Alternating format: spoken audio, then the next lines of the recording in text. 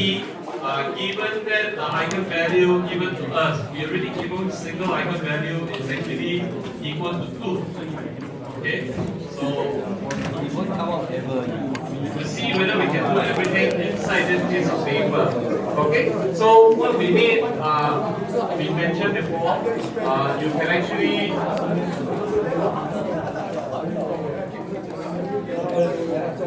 alright, so question basically asked before, can I do it this way? Factorize it as the determinant of letter I minus a. Alright, I mean, the intention to you is actually okay to do it that way because if you write a minus the letter I, it is also the same, except that when you expand in your determinant, you tend to get negative values and all that for eigenvalues. So sometimes maybe it's not so ideal, right? I mean, you know, determine eigenvalue, we need to actually let the determinant of letter I minus a is equal to 0. Basically, in this case What the? here, letter I minus a, letter minus 1, letter minus 3, and letter log. A minus C minus 1, 1, 0, and minus 1. Okay, so for this, I mean, as I mentioned, always do it the easy way. Take the first column because first column you only have 2 elements. Alright, first column you have 2 elements. So that's going to be equal to lambda minus 1, and I to remind your guys before the bracket. Don't miss out the bracket because if you're going to miss out the bracket, you're going to be in trouble in the sense that the whole thing is not actually make sense. So lambda minus t, lambda minus 1. I don't cross multiplying minus 1. So this is the first portion of it. And then the second portion is minus 1. Okay, because the index we mentioned, right? That is the second element. So if you find a minor, the minor basically has a minus 1 sign. So if you cross it out, so you end up with minus your letter with 1.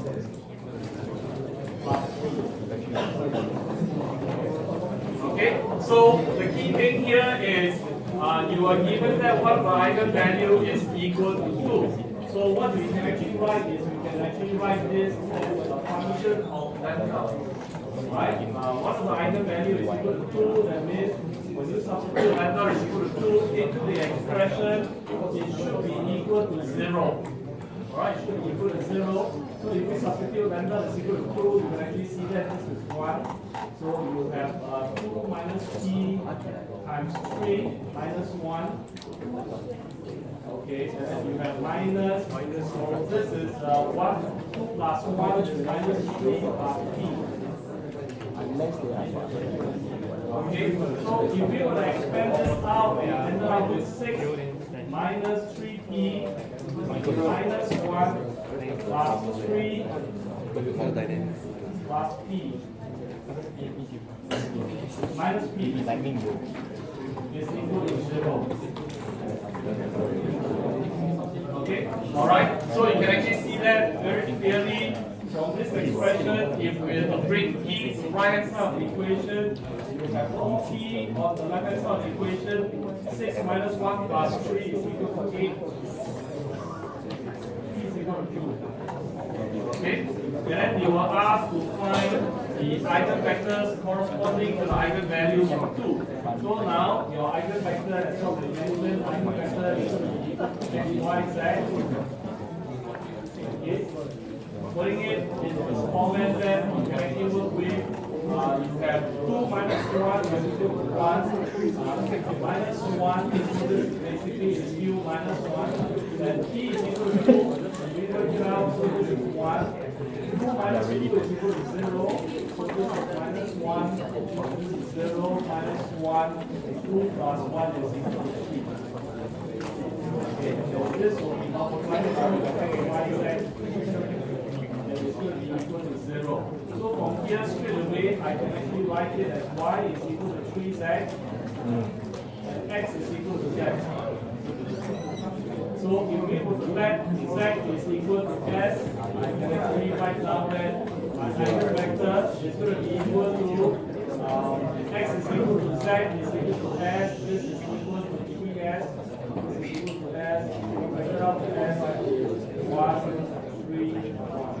So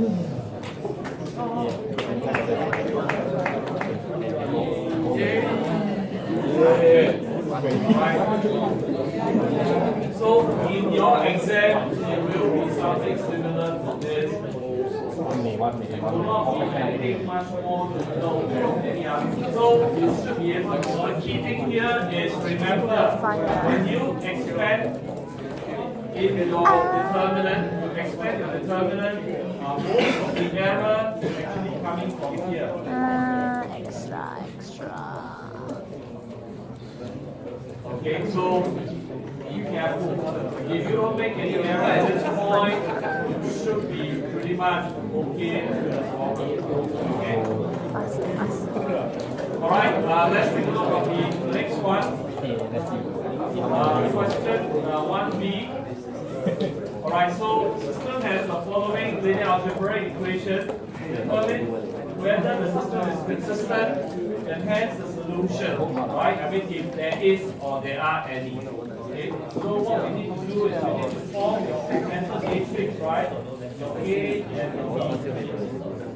For this case here, you have 1, 2, 5, 8, 7, 3, 9, 19, and you have 8, 5, 14, and 27. Okay, so what you are asked for is you do more operation to determine the consistency of the system. So it is actually quite straightforward. Replace row 2 with row 2 minus 7 times the row 1. And then you replace your row 3 with row 3 minus 8 times your row 1. Okay, so when you are doing that, you have 1, 2, 5, 8. This will be 0. 7 times 2 minus 3 is minus 11. 7 times 5 minus 9 is minus 26. Right, 7 times 8 is 56, right? 56 minus 19 is 37.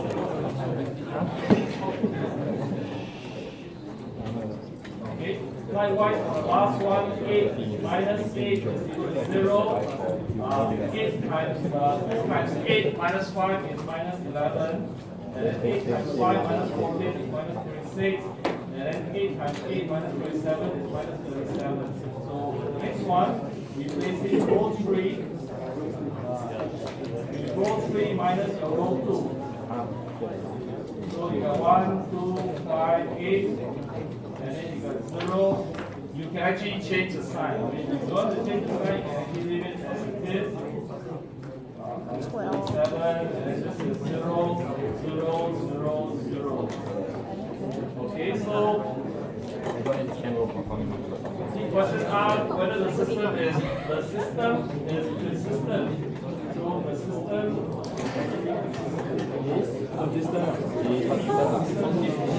okay, what is the consistency in your understanding of consistency? Consistency basically when you have an I row of 0, consistent. Consistency basically you do not want to have 0, 0, 1, 0. Right? You don't want that to happen. Or 0, 0, 0, 1. Okay? Yeah, 0, 0, 0, 1. Right? So consistency basically actually looking at both sides of the equation. So in this case here, of course, the system is actually consistent. And of course, it asks you to determine the solution. And if you have, in this case here, you have 2 equations, 3 are known, infinite solution. Right? 3 equations, 3 are known, 1 solution. Right? If it's not consistent, no solution. So in this case here, I guess the next step we will do is to flip the sign. Alright, then of course you can actually write it. It's a little bit tedious.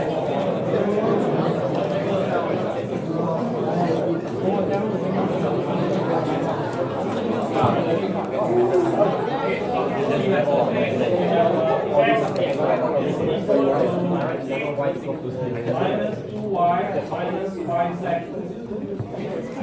Okay, so in this case here, you let z again as in So what we have here is y equal to 37 divided by 11 minus 6 divided by 11z. And then the x is going to be equal to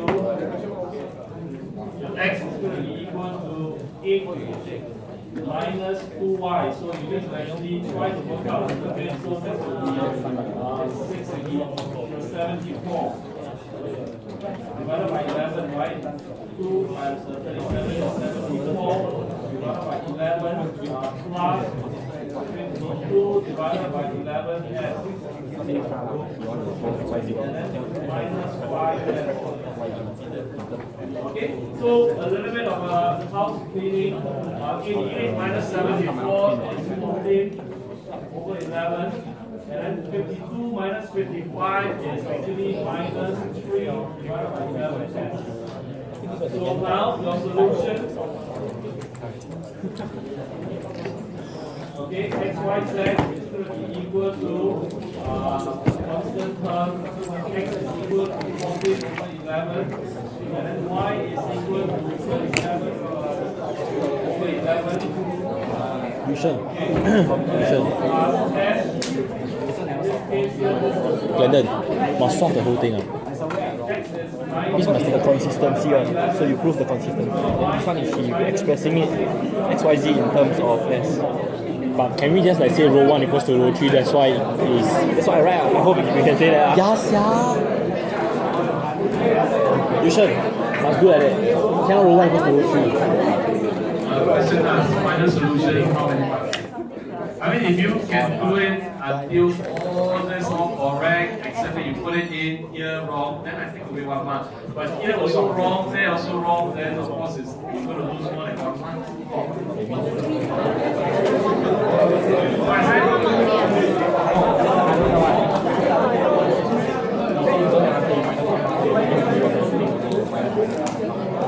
Okay, if you let S is equal to 1, if I can take away the 1, I'll take away 1 month.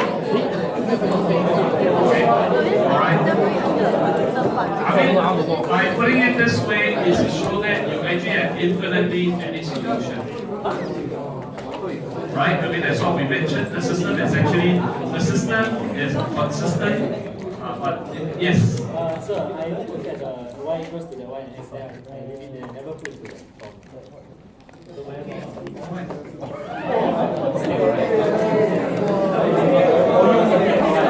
Okay, sometimes, to be honest with you, you leave it.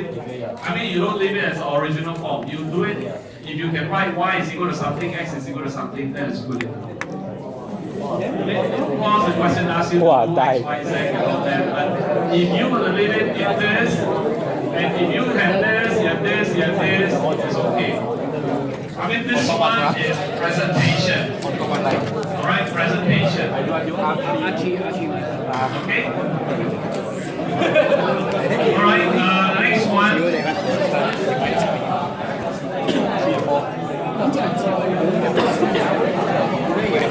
So this one, basically, how are you going to do this? This one, basically, as what we mentioned, is going to be equal to alpha divided by s plus 4 plus beta s plus gamma divided by s squared plus 4s plus 13. Okay? Alright, so one of the simplest way to go about is, of course, you cross multiplying them.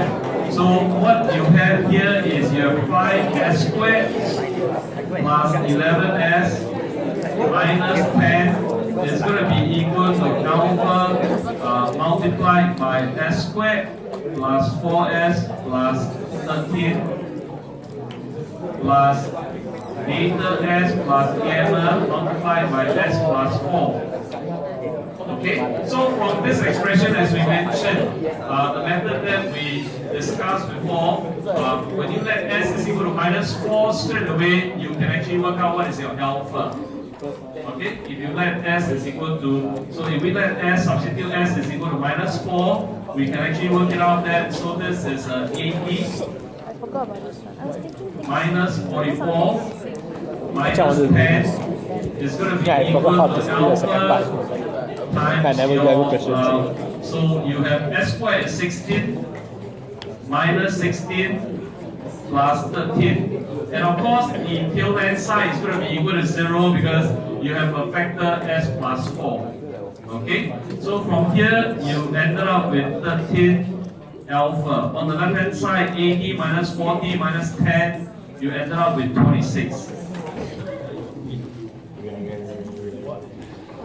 So as a result, alpha is equal to 2.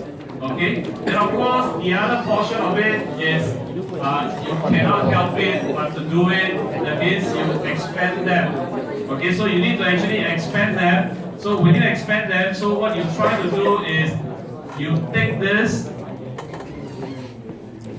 and you expand it on the right hand side of the equation. So you have 5s squared plus 11s minus 10 is going to be equal to, so the first one is going to be s squared. S squared, if you look at it, is basically alpha plus beta.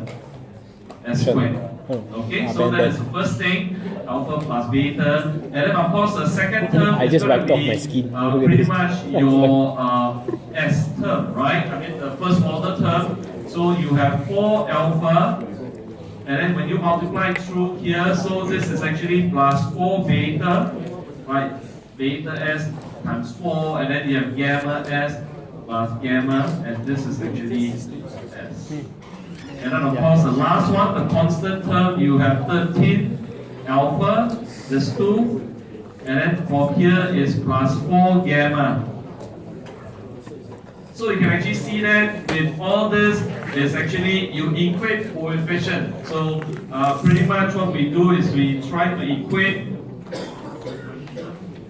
coefficient on both sides of the equation.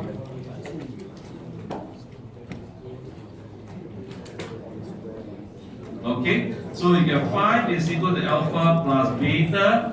Alpha is equal to 2, so beta is equal to 3. Okay, and then you have minus 10 is equal to 13 times 2 plus 4 gamma. Okay, so 13 times 2 is 26 minus 10, so basically is minus 36. 36 divided by 4 gamma is equal to minus 9.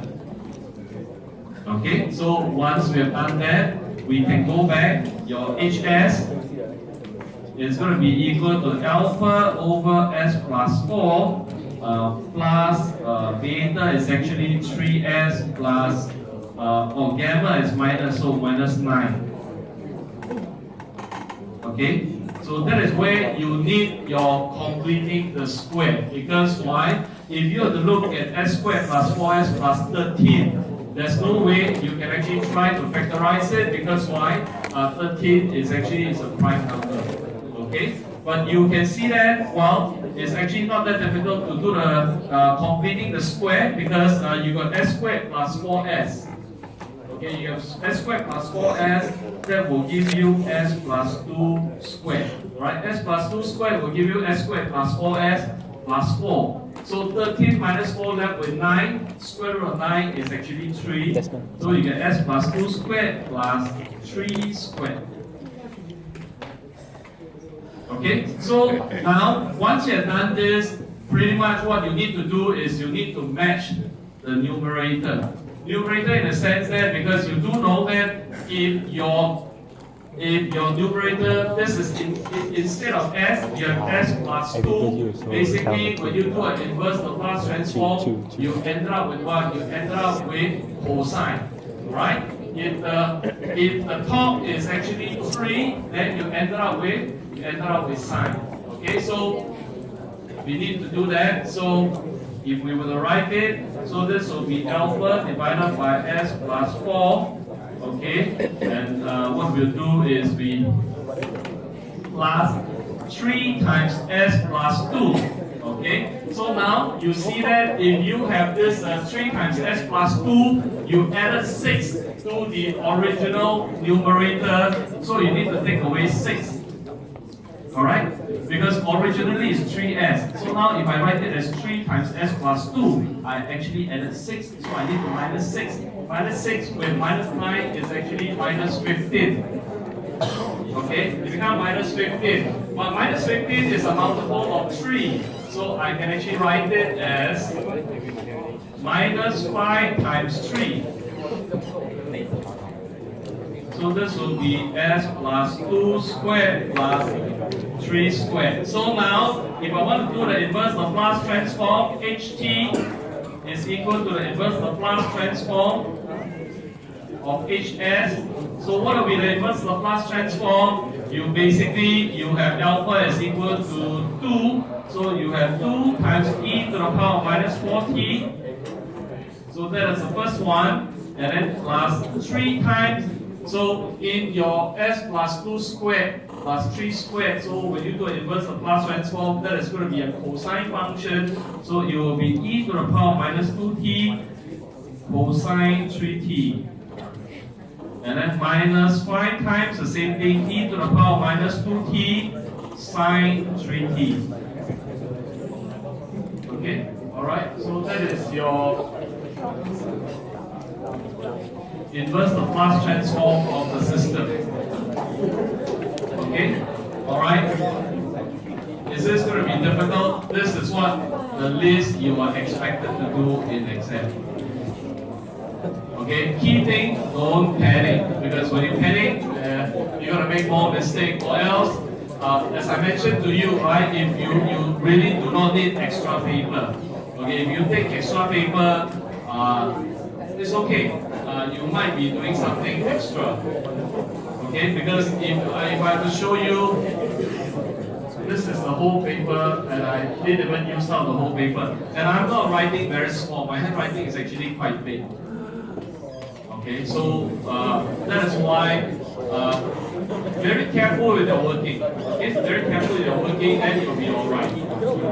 Okay, any question with this?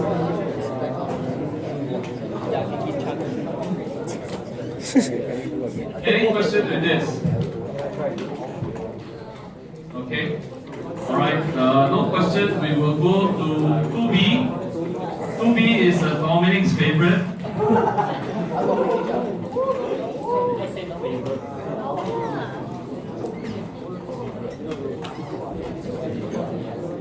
Okay, 2b is Dominic's favorite, right? So we will definitely do a good job for him. Okay, 2b basically, you look at a question, it looks a bit daunting, but when you do it, it's actually doable. Okay, it's actually doable in the sense that, okay, so you have all this information given. X is equal to e to the power of u cosine theta, y is equal to e to the power of u sine theta, and then you're given that your function f is actually a function of x and y. That means if you draw the tree basically looks something like this, right? You have your x and your y. Alright, I mean, you expect to see your tree to look something like this. I don't know why is it that everything after here that, looks easy to how's your do. tree is All going to be doable. splitting? Your tree is going to be splitting into u and theta. Alright, I mean, you can have this, you can have this, you can have this, you can have this. AE, last time. Okay, I mean that is basically is to keep us in the loop of what is going on. So the first thing that we can actually do is if I want to do a partial derivative, dx du. Okay, what is dx du? Dx du is e to the power of u because if you were to differentiate x with respect to u, you actually have e to the power of u cosine theta. And it's actually equal to x, alright? Because that's what you're given. Okay, likewise, if you were to differentiate y with respect to u, you actually ended up with e to the power of u sine theta, which is actually also equal to y. What? Fuck. What?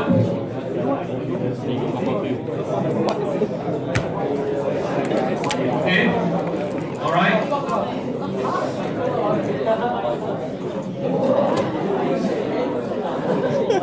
Bro, I thought you want to go KFC. So is you want to go KFC?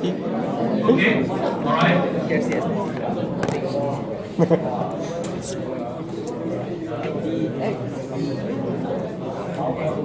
Okay, alright, so this is the first step. So what happens now is if I want to differentiate df du. Okay, what is the df du? Based on the tree, so you have df dx dx du plus df dy dy du. Okay, dy du is equal to y, so this one straight away I can actually write it as x times your df dx plus y times df dy. Okay, alright, so this is the result. First, we try to establish. Then, of course, the second one, now we can actually go straight into D2F. So FUU is actually FUU.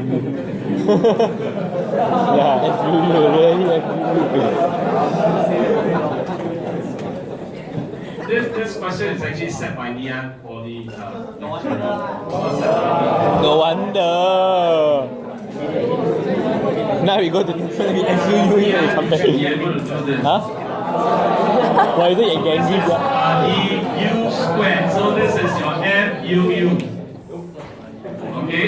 FUU is D2F du squared. So D2F du squared. So now you have no choice, right? Because you need to actually carry out your partial differentiation with respect to u again. So if you were to carry out, this one is dx du, and then you have your df dx, because product rule will come in, plus x times your d. So if you differentiate it the second time, so it becomes d2f du dx.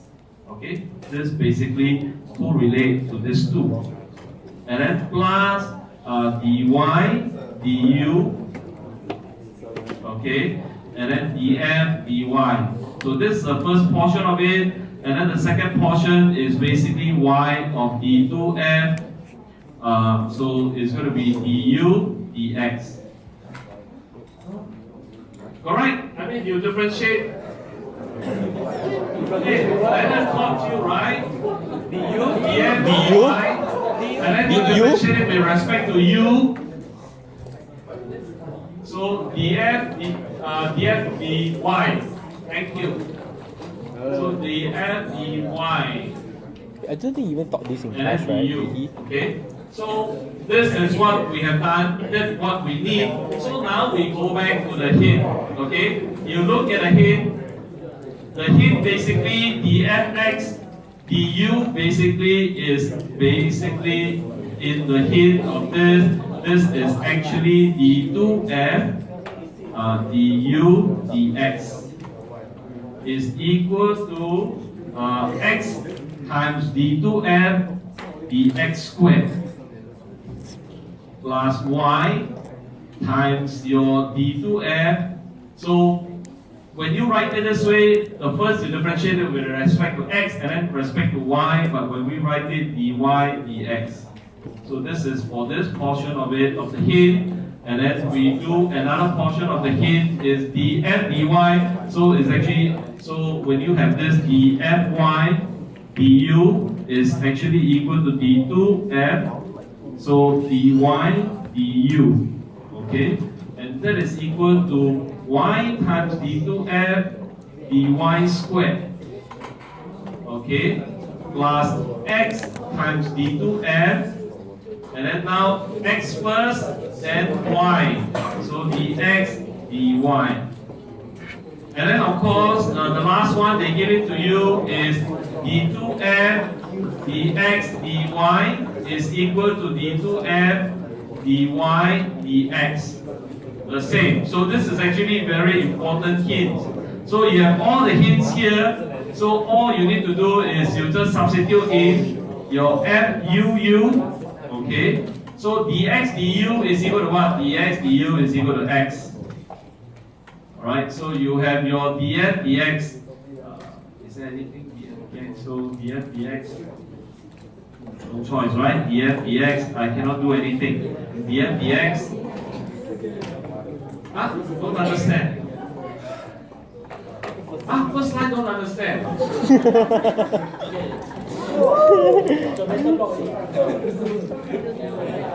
Okay, which part of the first line you don't understand? The very first question. X is equal to e to the power of u times cosine theta. If I have to differentiate it, if I have to differentiate the function x with respect to u, what do you get? EU cosine theta, right? Because of cosine theta, you treat it as a constant. Because you're differentiating it with respect to u. You're not differentiating it with respect to theta. So theta, kept it as a constant. So the theta has nothing to do, theta is just down there, left it there, and basically is added variable, right? Added dependent variable here. See the vote. So that's why you got EU cosine theta, you go back EU cosine theta. What is EU cosine theta? It's equal to x. So that is why the very first line that you need to establish is dx du is equal to x, dy du is equal to y. Right? And then of course this one is basically df du. Basically what happened here is if you look at the tree, if you from f you want to come to the partial derivative of u, what you need to do is you need to use the chain rule. So the chain rule basically you have two parts. One part is del f, del x, del x, del u. The other part is del f, del y, del y, del u. So that is why you got del f, del x, del u, plus del f, del y, del u. Earlier on, we have actually worked it out. Your del x, del u is equal to x. Your del y, del u is equal to y. Okay, and then of course, this is your del f, del u, and then you do a second partial derivative with respect to u, and of course now it becomes what we call a product rule. You still need to have the successive differentiation that we talk about. Your chain rule and all that is still applicable, but basically you need to take into consideration the product rule, right? From here, the product rule is the first time you differentiate x with respect to u, keep del f, del x constant. So the second term will be you keep x as a constant, you differentiate this term with respect to u, you end up with del 2f, del u, del x. And then likewise you do for the second term.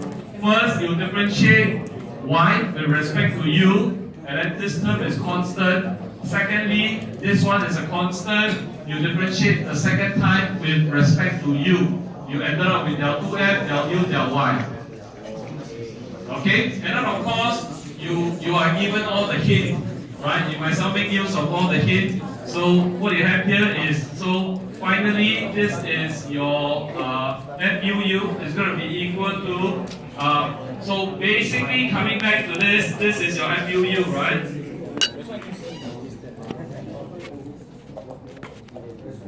Okay, so we try to match the term. So the first term, you can actually match it. So this one is basically coming down here. Then the second term is going to be equal to the del 2f, del u, del x. So you look at your del 2f, del u, del x. So you end up with what? You end up with x, del 2f, del x squared. You have an x term. And then you have an x term. You have del 2f, del x squared plus y of del 2f, del y, del x. So this is basically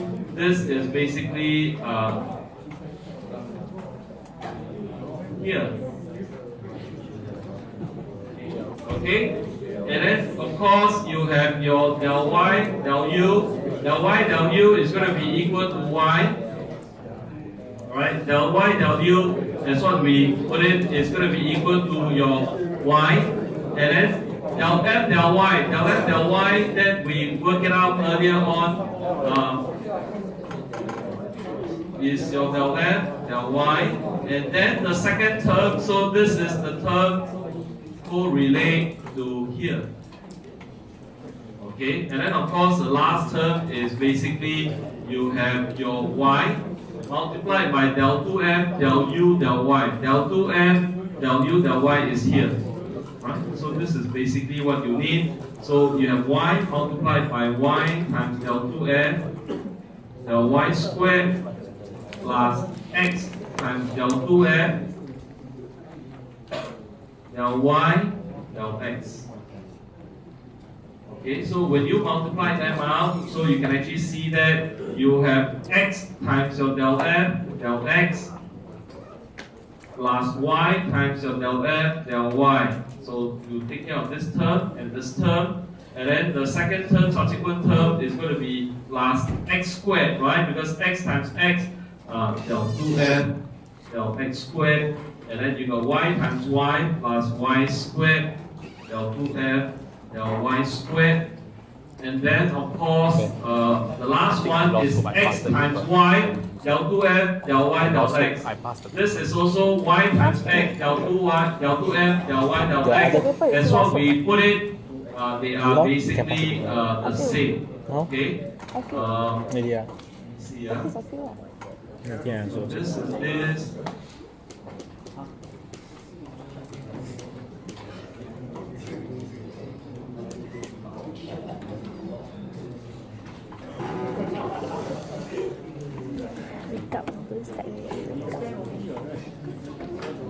Okay, so straight away you can actually see that you have xy, del 2f, del y, del x, plus xy, del 2f, del y, del x, based on this term and this term.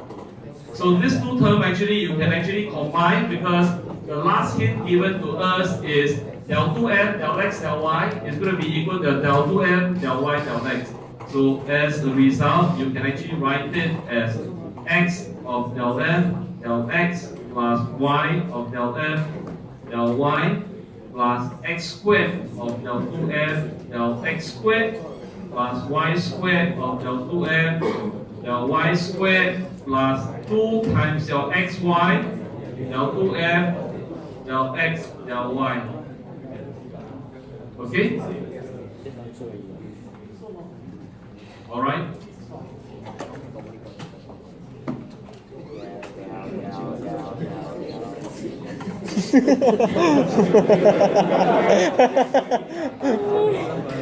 Okay?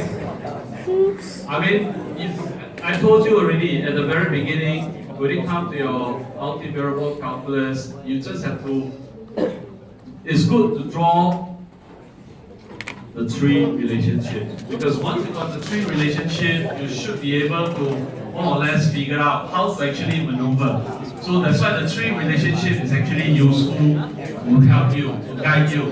But basically, anytime when you are in doubt, you always refer back to the tree relationship, that you should be able to get it. Okay, and then of course, if you're given the hint, make use of the hint, right? The hint, definitely you will need them one way or another. Okay. All right. Any question? This will be something that you will see. Okay. If you don't see this, you'll see something else. Yes.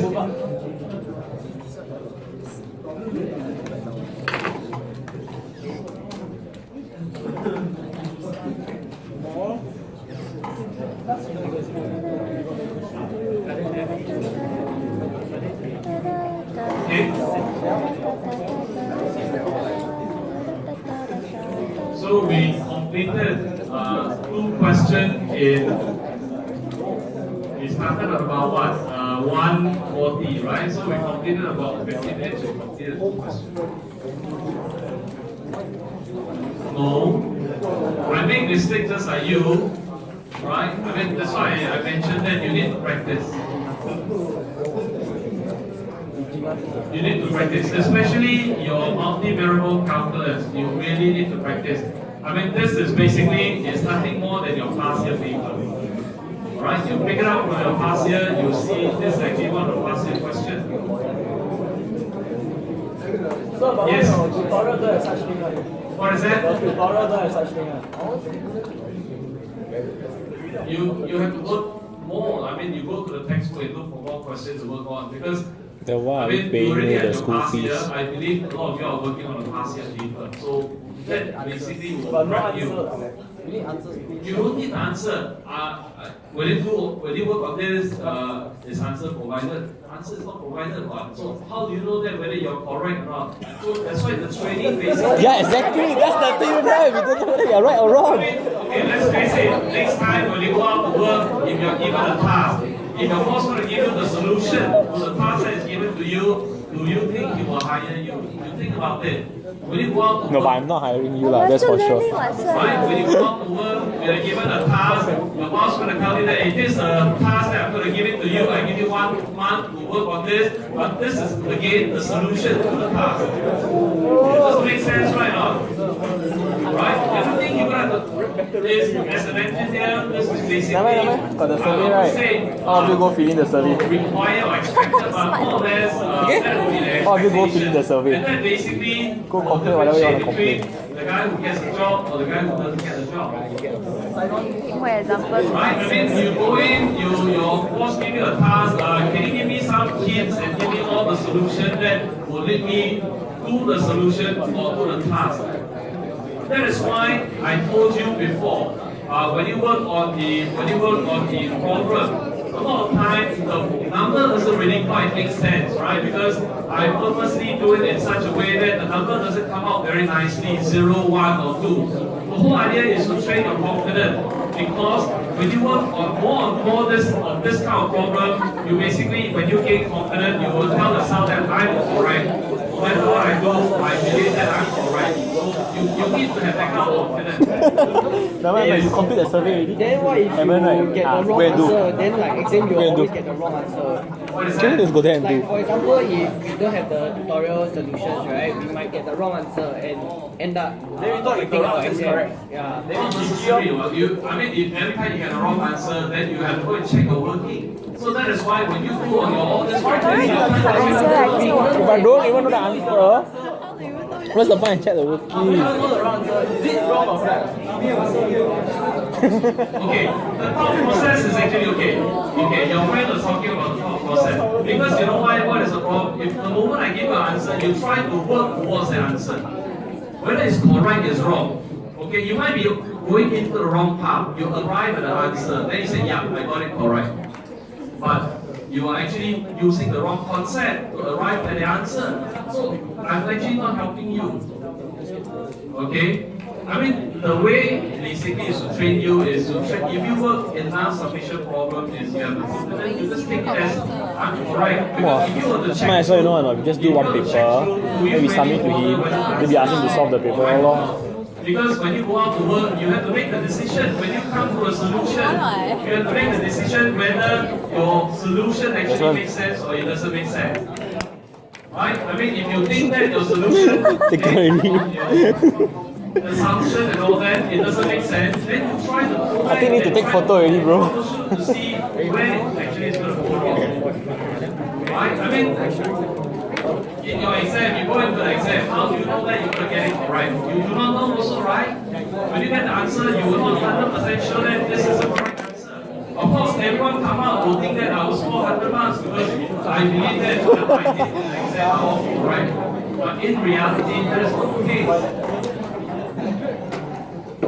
Right? I mean, that is part and parcel of the training.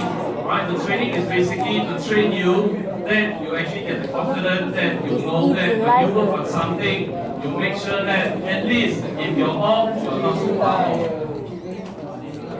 Okay?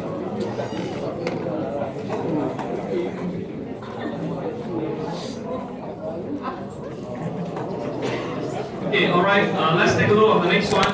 So this one, 3A.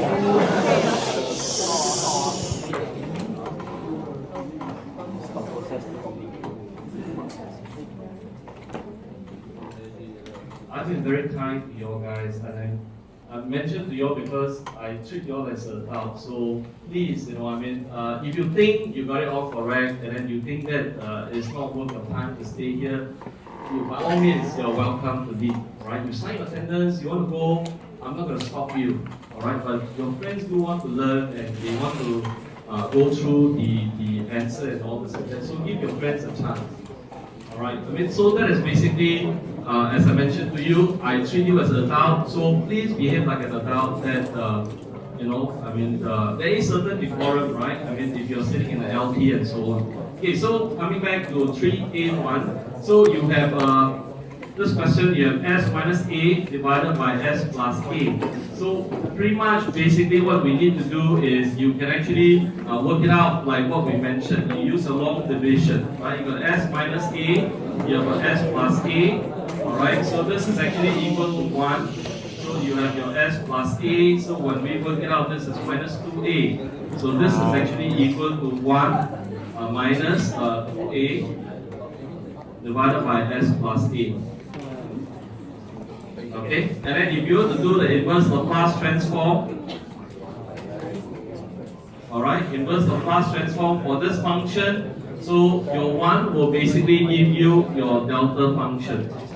Okay, and then of course you'll have 2a e to the power of minus at.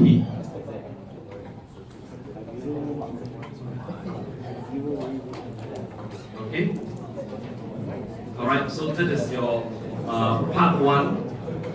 Part 2 is actually much easier because part 2 you are given that this is a linear time invariant system describing by this the differential equation. One thing to take note is in this question here you have your d2y dt2. So as we mentioned, if you were to take the Laplace transform, it's going to be d2y dt2 plus 6 times your dy dt plus 9 of y